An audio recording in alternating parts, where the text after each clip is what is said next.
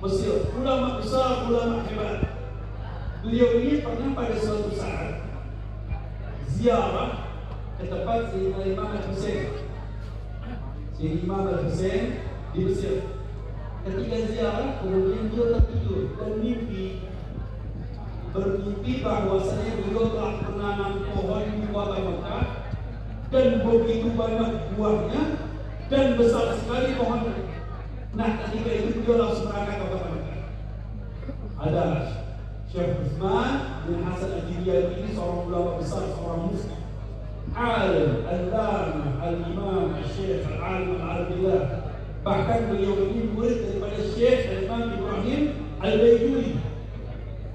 Syekh Ibrahim Al-Baijuri ini, beliau ini adalah seorang ulama yang telah menyusun kitab Syarah Jawharatul Tauhid.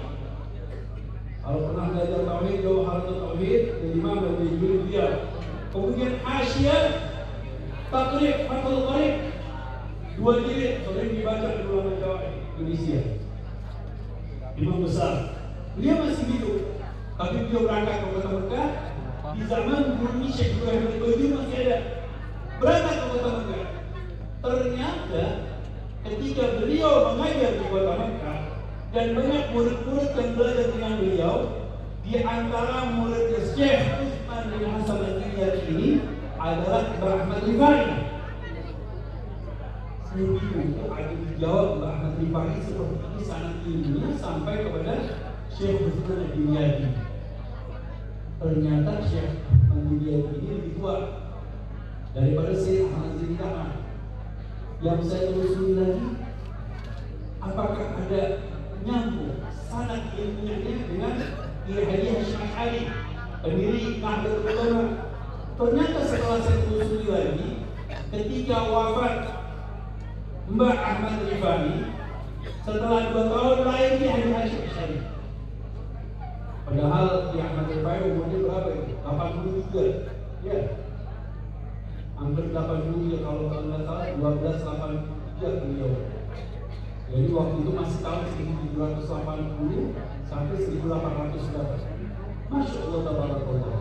Saya terpikir kok ada seorang ulama di Jawa yang memiliki sanad keilmuan yang sangat tinggi. Apakah Mbah Ahmad Rifai cukup belajar di kota Mekah? Oh, belum cukup, masih kurang. Inilah yang namanya seorang santri, seorang talibul ilm. Biasanya kalau santri sudah belajar di kota Mekah selesai, pulang. Tetapi beliau masih ingin belajar lagi, menimba ilmu lagi. Dia tinggal 4 tahun, 5 tahun atau 3 tahun di kota Mekah, duduk dengan Syekh Al-Jiryani. Kemudian setelah itu beliau masih ingin belajar lagi sampai beliau berangkat ke kota Mesir.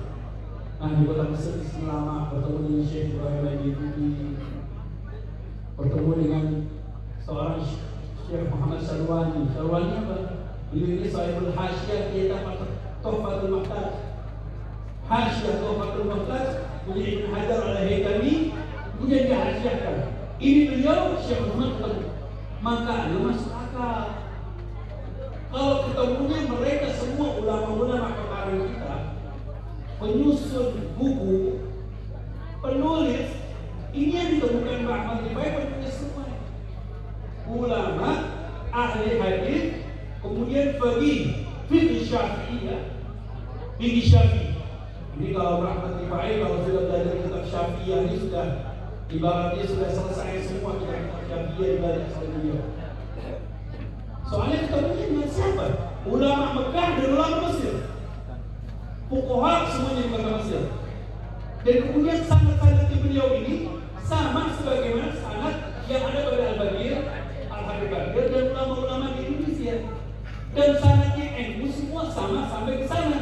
Ke Syekh Ahmad bin Dahlan, ke Syekh Utsman Al-Jiryani, ke Syekh Imam Ibrahim Al-Baijuri, Muhammad Syarwani, terus sampai kepada Imam Ibn Hajar Al-Haytami, murid Imam Zakaria Al-Ansari, sampai lagi ke Imam Ibn Hajar Al-Asqalani, sampai pada ulama-ulama. Jadi, subhanallah, kalau buat masalah sanad keilmuan sudah tidak diragukan lagi. Keilmuannya beliau sudah tidak diragukan lagi. Beliau belajar dengan para fuqaha, ulama-ulama di Mesir, Al-Qahirah.